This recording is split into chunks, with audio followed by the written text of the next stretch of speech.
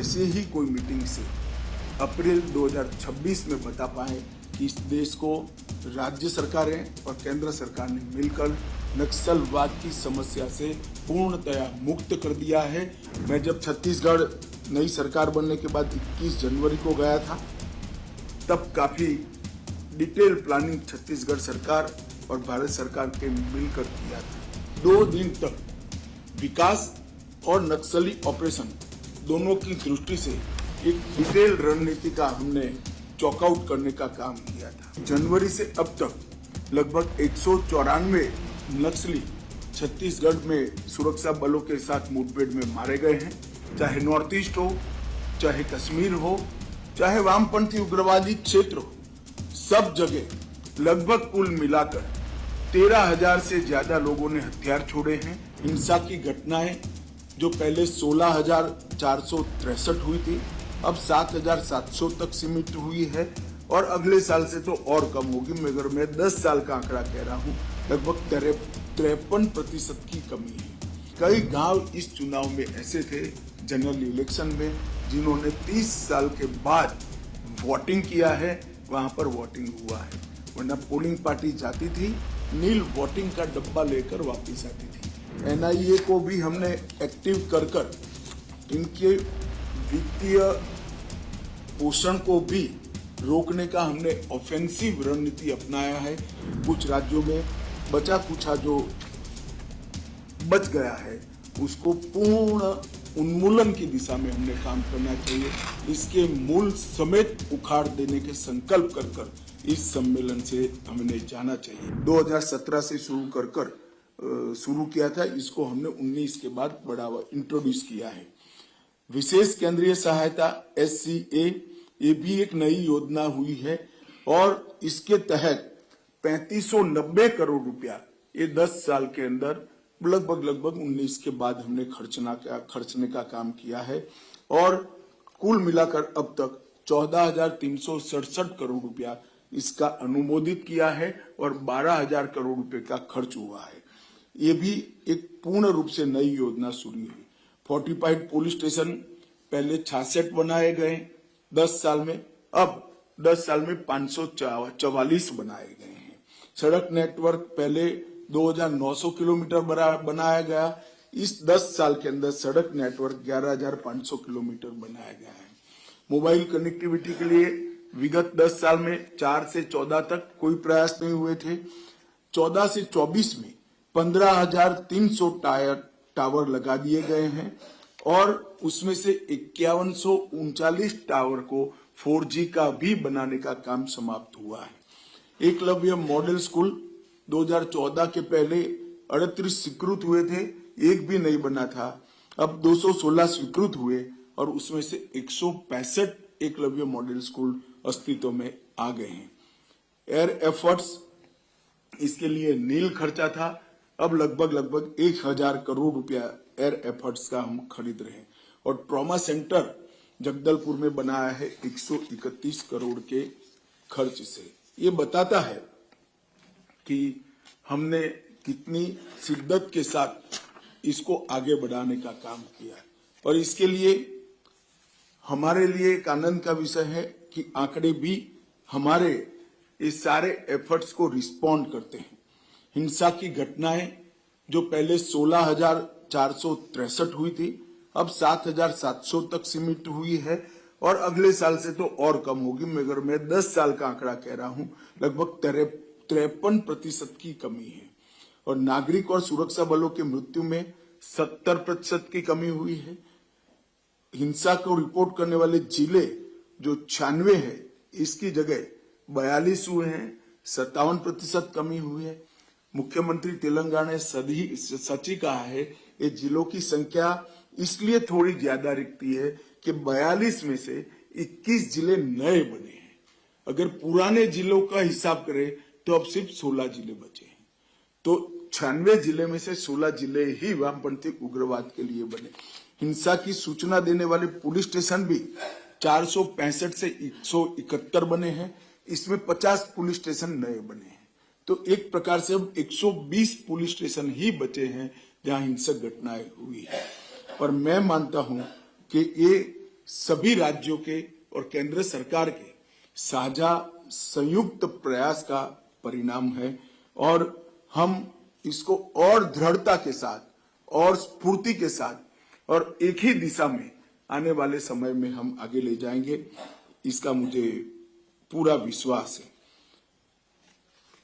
माओवादी affected district की संख्या में भी जो कमी है, इसमें भी कुछ जिलों को हमने, जैसे कुछ मुख्यमंत्रियों का सुझाव आया था, एरिया ऑफ कंसर्न के रूप में चालू रखने का निर्णय किया है, इसलिए वो है, अदरवाइज वहां पर आज शांति हो गई है।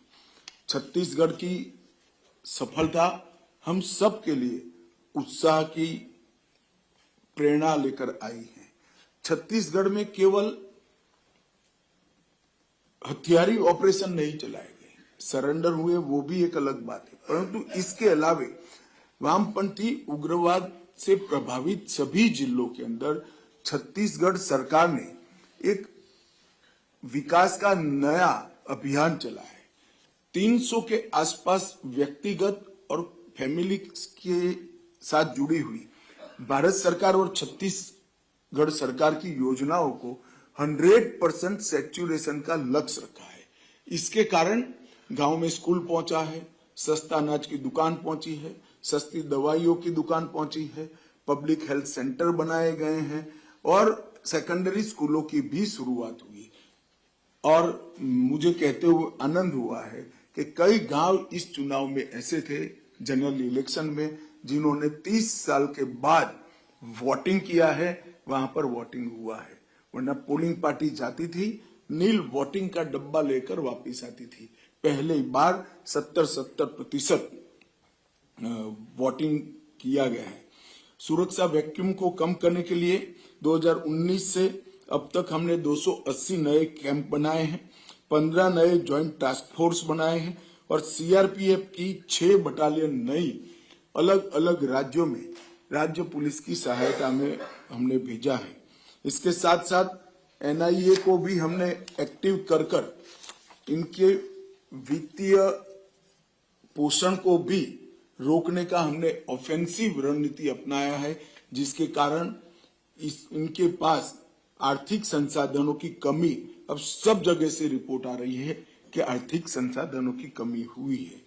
डिफेंसिव नीति को बदलकर ऑफेंसिव रणनीति अपनाई है। कई ऑपरेशन 13 दिन, 10 दिन, 12 दिन के चलाए गए, जिसके कारण घेरा कर अगर 12 दिन ऑपरेशन चलता है तो उनको भागने का समय नहीं मिलता है। एनआईए द्वारा प्रोसिक्यूशन के सभी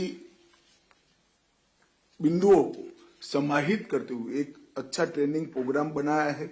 यूएपीए में जो केस रजिस्टर होते हैं, इसको सजा कराने तक की पूरी कार्य योजना एनआईए ने बनाई है और ढेर सारे राज्यों की ट्रेनिंग भी की है। मेरा सभी राज्य के मुख्यमंत्रियों से आग्रह है कि आपके यहाँ जो केस पेंडिंग है, वो केसों में एनआईए की टीम को बुलाकर आपकी प्रोसिक्यूशन एजेंसी की ट्रेनिंग कराएंगे, तो इससे हमें फायदा होगा।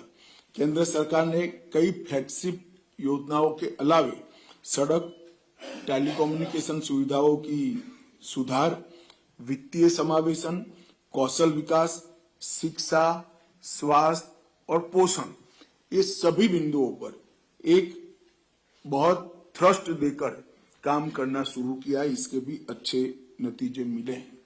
माननीय प्रधानमंत्री जी ने 2 अक्टूबर को झारखंड की भूमि से धरती आबा जनजातीय ग्राम उत्कर्ष अभियान चलाया और वामपंथी उग्रवाद प्रभावित क्षेत्र में 15,000 से ज्यादा गांव और लगभग 1.5 करोड़ की आबादी को व्यक्तिगत सुविधाओं के लिए और ग्रामीण क्षेत्र के संपूर्ण सैचुरेशन के लिए तो धरती आबा जनजातीय ग्राम उत्कर्ष अभियान एक मील का पत्थर साबित होने वाला है।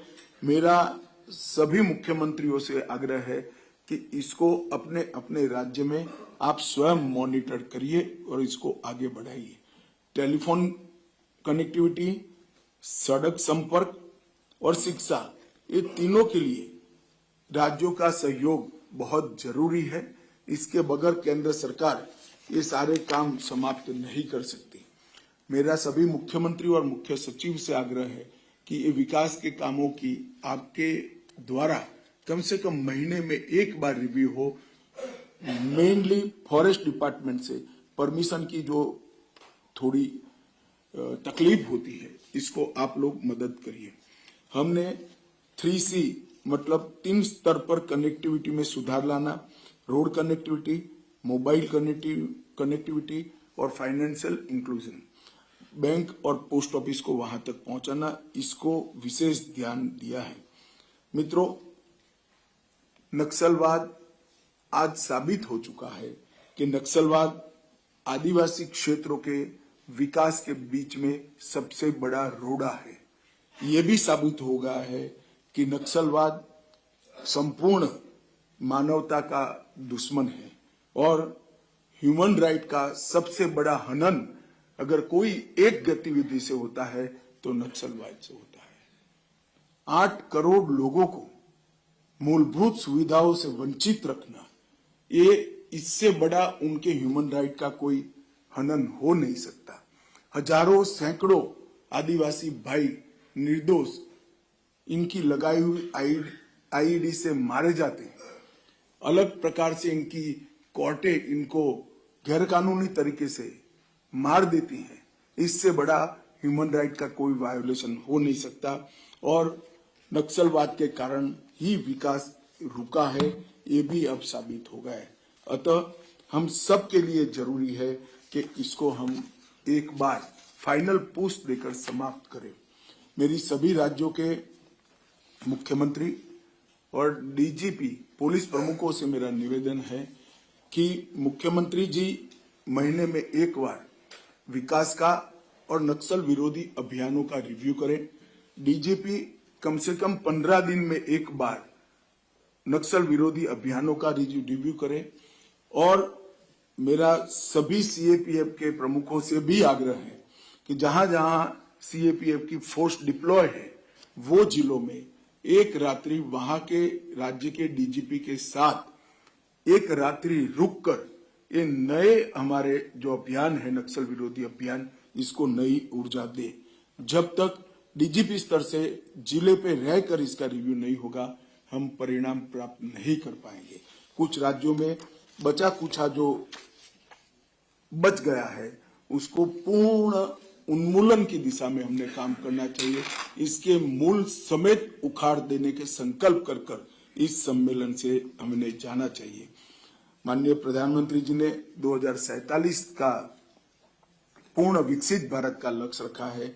मेरा आप सभी आग्रह है कि हम देश की जनता को सब एकत्रित करें। ऐसे ही कोई मीटिंग से अप्रैल 2026 में बता पाए कि इस देश को राज्य सरकारें और केंद्र सरकार ने मिलकर नक्सलवाद की समस्या से पूर्णतया मुक्त कर दिया है। अब विकास के आड़े कोई बाधा नहीं है। अब कभी भी मानव अधिकार का उल्लंघन नहीं होगा और अब आइडियोलॉजी के नाम पर किलिंग भी नहीं होंगे। ये सभी संयुक्त घोषणा हम सब अप्रैल 26 में कर पाए, ऐसी मेरी आपको शुभकामनाएं हैं।